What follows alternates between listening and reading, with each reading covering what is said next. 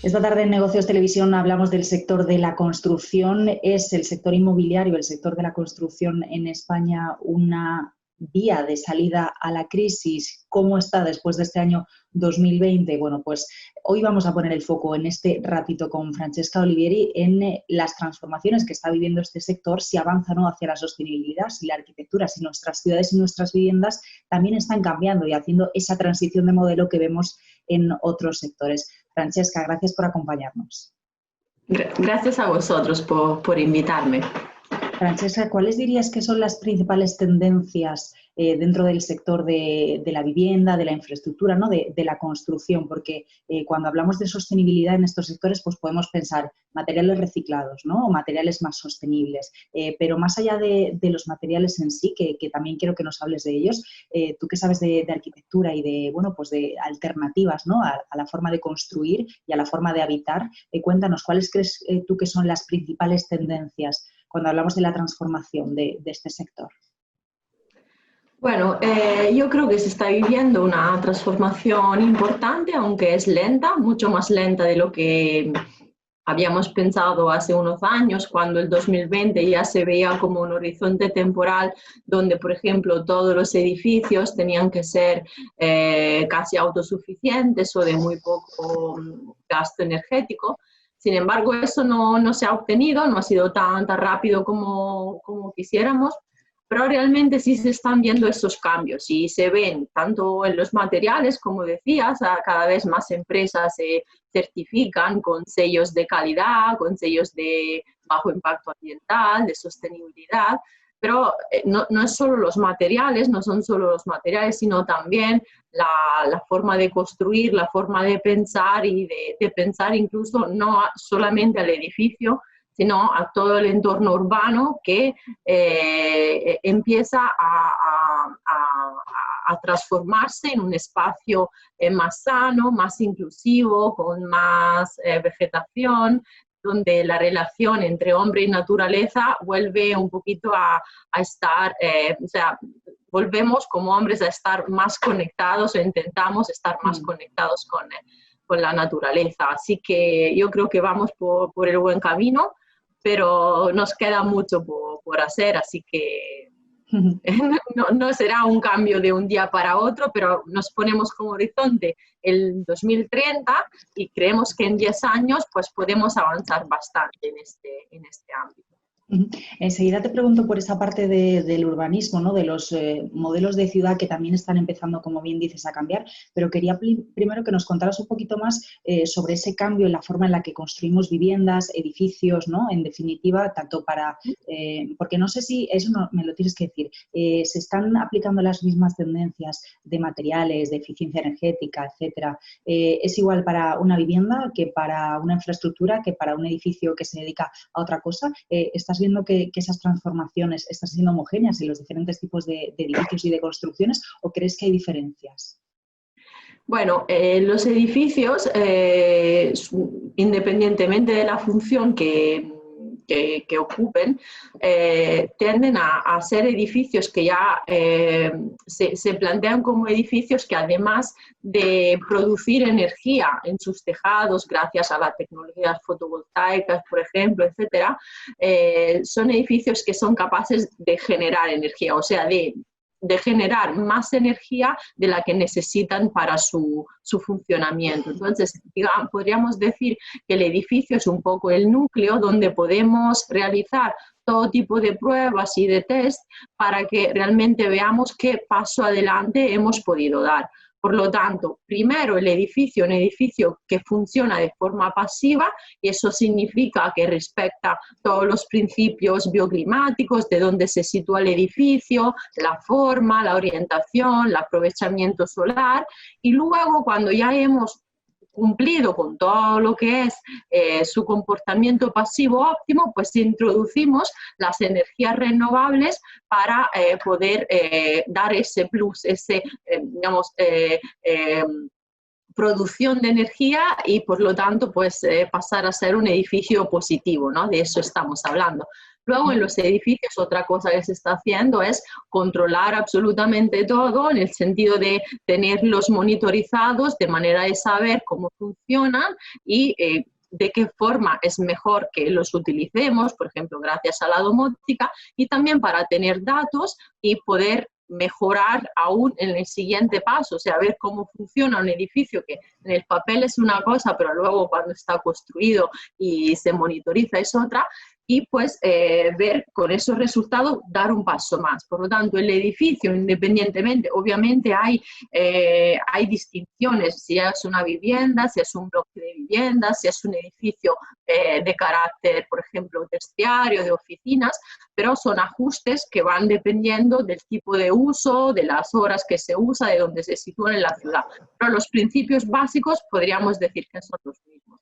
Desde el punto de vista de las infraestructuras, pues es otro ámbito totalmente distinto, entonces ahí pues hay que ver en cada caso de qué infraestructura estamos hablando y de cómo tiene que responder al entorno de alguna manera, ¿no? También a las características en las que se va a involucrar. No me sentiría de dar unos principios que valen para todo tipo de infraestructuras. Oye, ¿cómo crees que estamos los españoles en el plano de los conocimientos, ¿no? Porque estamos oyendo hablar cada vez más de este tipo de temas, pero quizá pues quien va por una oficina o quien va a comprar una casa, ¿no? ¿Tú cuáles le dirías que son los elementos, las cosas que tiene que preguntar, ¿no? O que informarse para ir en esta línea, ¿no? Porque es verdad que los constructores, ¿no? Ya estarán yendo en esta línea, pero los que, bueno, pues estamos a pie de calle, que no tenemos mucha idea, ¿tú cuáles les dirías que son las 3 claves que tenemos que preguntar, por ejemplo, cuando queramos acercarnos hacia estas realidades? Sí, yo preguntaría primero si el edificio está pensado para aprovechar los recursos externos. Traducido significa si está bien orientado, si durante el día hay horas de luz natural, por ejemplo, directas que se puedan aprovechar. Luego preguntaría si está pensado para protegerse de las cada vez más olas de calor, eventos extremos que se puedan dar, y lo estamos viendo incluso en estos días en Madrid.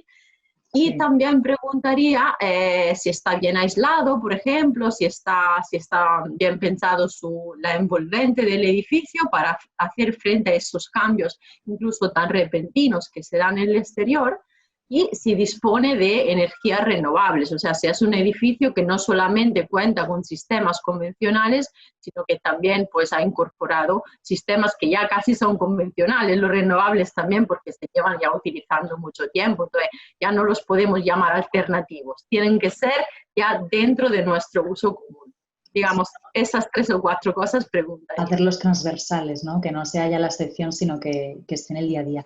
¿Y qué me dices de esa otra transición paralela y vinculada, lo que hablábamos al principio de los nuevos modelos de urbanismo, ¿no? Porque esta transición quizás se está viendo mucho más en los grandes núcleos urbanos, incluso nosotros, ¿no? Y nosotras reclamando cada vez pues, un poquito más de espacio verde, un poquito menos de contaminación, un poquito menos de tráfico, ¿no? Toda esa construcción de la ciudad, por así decirlo, donde conviven pues diferentes realidades. No solo hay bloques o edificios, también hay pues parques, espacios abiertos.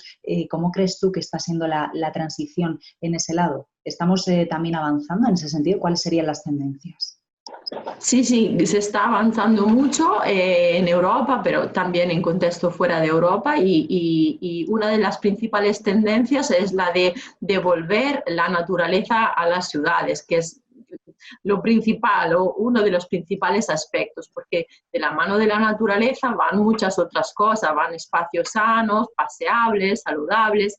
Entonces, cada vez que se hace una intervención, que lamentablemente no es tan fácil tener la oportunidad de hacer una intervención de este tipo, porque ya se trata de una escala mayor, pero el aspecto de la naturaleza en la ciudad es fundamental. Entonces yo creo que por ahí van los tiros, y de hecho hay mucho movimiento a nivel europeo, incluso de la Unión Europea, que apoya y da directrices sobre cómo realizar estos tipos de espacios que tienen que ser inclusivos y se tienen que realizar con la participación ciudadana. O sea, el ciudadano no es un actor pasivo que va a vivir esos espacios, sino que entra en el proceso participativo de crear y co-crear junto con los técnicos, las administraciones públicas, las empresas, estos nuevos espacios. Entonces, más que técnicamente los cambios los conocemos, cuál necesitamos. Ahora estamos en el proceso de ampliar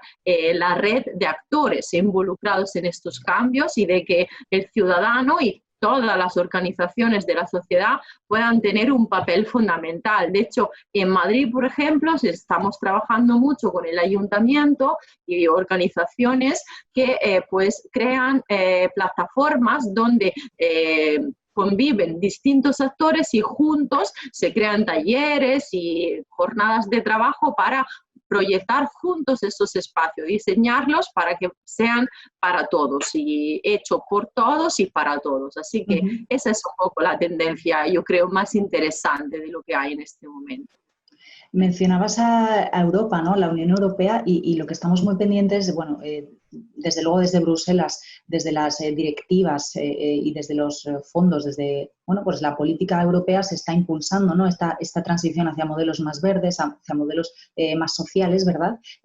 No sé, tú como experta, ¿qué expectativa crees que puede tener un sector como el de la arquitectura, la construcción o el urbanismo de la llegada de los fondos europeos? Porque son fondos que están muy vinculados a la transición energética, hacia esa sostenibilidad, ¿no? Hacia esa lucha contra el cambio climático. ¿Crees que este sector podría recibir un buen impulso para trabajar gracias a estos fondos? Sí, sí, desde luego lo va a recibir y tiene que estar preparado porque habrá muchas oportunidades de recibir esos fondos y de utilizarlos y por lo tanto por ahí o sea, tendremos oportunidades de utilizarlo y tenemos que estar preparados porque como en ocasiones anteriores lo que ha ocurrido ha sido que incluso los fondos no se llegaran a utilizar o no se llegaran a participar en convocatorias abiertas. Entonces, hay que estar muy atentos, fondos va a haber en tiempos muy breves y por distintas vías, a través de las comunidades autónomas, de los mismos ayuntamientos, de grandes proyectos internacionales que prevén la participación de universidades, pero también de ayuntamientos, de empresas. Así que cuanto más podamos estar informados, mejor, porque oportunidades creo que no faltarán. Ahora también está la crisis entre medias, es muy difícil prever todo, pero la idea es esa, la idea es que se financie mucho el sector de la construcción, de la rehabilitación energética, que es necesaria en nuestras ciudades, que son ya ciudades muy consolidadas, por lo tanto no estamos en una fase de expansión como otros lugares donde se construyen ciudades cada día, sino que tenemos que trabajar sobre las ciudades que ya tenemos y mejorarlas, adaptarlas, hacerlas más inclusivas, más sanas y dinero habrá. Bueno, pues esperemos que sí, ¿no? Como decías, ¿no? Que esos fondos lleguen y que se ejecuten, porque como decías al principio, una cosa son los fondos y las partidas y otra cosa es luego la ejecución presupuestaria que sucede siempre tanto con los presupuestos españoles como, muy bien dices, con los europeos también. Esperamos que esta vez sí, que van a estar muy vigilados por Bruselas, pues efectivamente las partidas sean eficientes. Francesca, muchísimas gracias por acompañarnos, muy interesante.